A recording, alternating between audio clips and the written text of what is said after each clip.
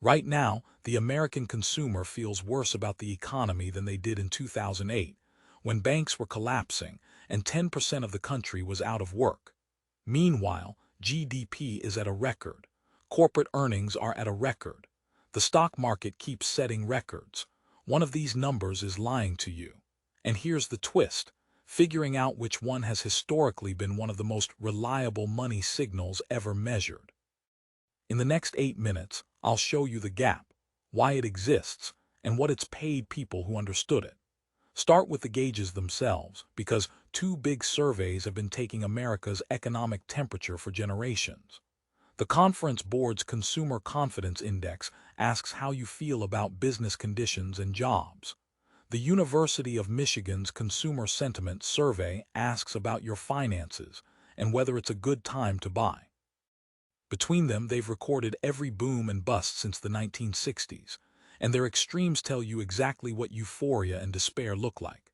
The all-time high, January 2000, the peak of the dot-com bubble, when the Conference Board Index hit roughly 145 and Michigan hit its record around 112.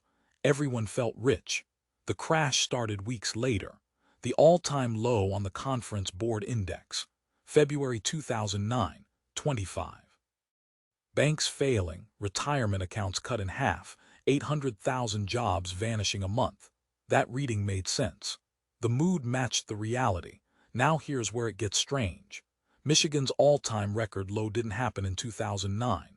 It happened in June of 2022, a reading of 50, lower than the financial crisis, lower than the 1980 stagflation era. And what was the economy actually doing in June 2022? Unemployment was 3.6%, near a 50-year low. GDP was growing. Corporate profits were setting records. There was no crisis, no crash, no breadlines. The economy said expansion. The people said depression. A young analyst named Kyla Scanlon gave the phenomenon its name, the vibecession. A recession in vibes only. So what broke? Why did the national mood ring detached from the national data? 3 reasons, and they explain everything about the gap you're living in right now. Reason 1. Inflation doesn't show up in the statistics the way it shows up in your life. Economists celebrate when the inflation rate falls, but the rate is the speed, not the distance. Prices climbed more than 20% in a few years and then mostly stayed there. So the spreadsheet says inflation is back under control, while your grocery receipt says everything costs a quarter more than it used to forever. GDP is an abstraction you read about. Prices are an experience you have every single day. Daily experience wins. Reason 2. Sentiment has gone tribal. For decades, both parties' confidence moved together with the actual economy. Now, the moment the White House changes hands, one side's sentiment rockets and the other side's collapses. Same economy, same week. Part of every sentiment reading is no longer measuring the economy at all. It's measuring who's angry about who's in charge. Reason 3, and this is the big one. The average is hiding 2 completely different economies. Call it the K-shape. The top 10% of earners now account for roughly half of all consumer spending in America. They own the overwhelming majority of the stock market. Record highs in equities and home values have made them wealthier than ever, and their spending is what's holding up GDP. Meanwhile, lower-income households are running out of pandemic savings.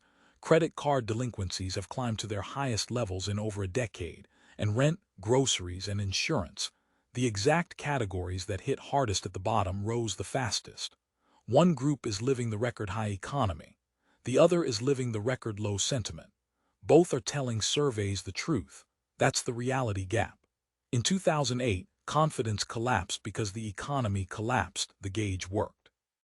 Today, the gauge says crisis while the machine says expansion. And as of this recording, sentiment is scraping near record lows even as markets set new highs. One of the widest gaps between mood and data ever measured. Now the part nobody covers. What this is worth to you. Because here's the uncomfortable, almost rude historical fact: consumer sentiment has been one of the best contrarian indicators in finance. When sentiment hits a trough, everyone who was going to panic has already panicked.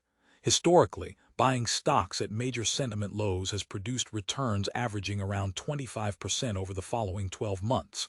Buying at sentiment peaks like January 2000, when everyone felt invincible, has returned almost nothing. The crowd's mood at the extremes isn't a forecast. It's a mirror. June 2022, that record low reading. It came within months of a generational stock market bottom. The people who felt worst were being handed the best prices of the decade. That doesn't mean misery is always a buy signal. In 2008, the pessimists were right for a full year before they were wrong. The skill is separating mood from mechanics. So here's what I actually watch. Hard data over soft data. Payrolls, retail sales, and delinquency rates tell you what people do. Surveys tell you what they feel. Watch the K.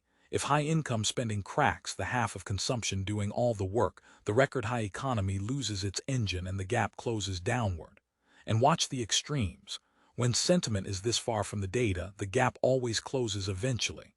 Either the mood catches up to the numbers or the numbers come down to meet the mood. Both are tradable. Only one of them is pleasant. So which is lying, the record-high economy or the record-low mood?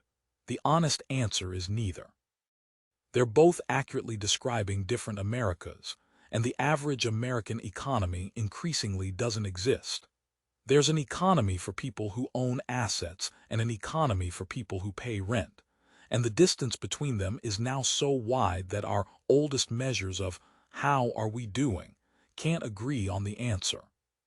If you want more breakdowns where the data does the talking, money, markets, and the mood swings that move them, subscribe and hit the bell, because I cover the numbers behind the headlines every week. And tell me in the comments, which do you trust right now, the GDP report or your grocery bill? Be honest. The comment section here has been sharper than half the pundits on TV. See you in the next one.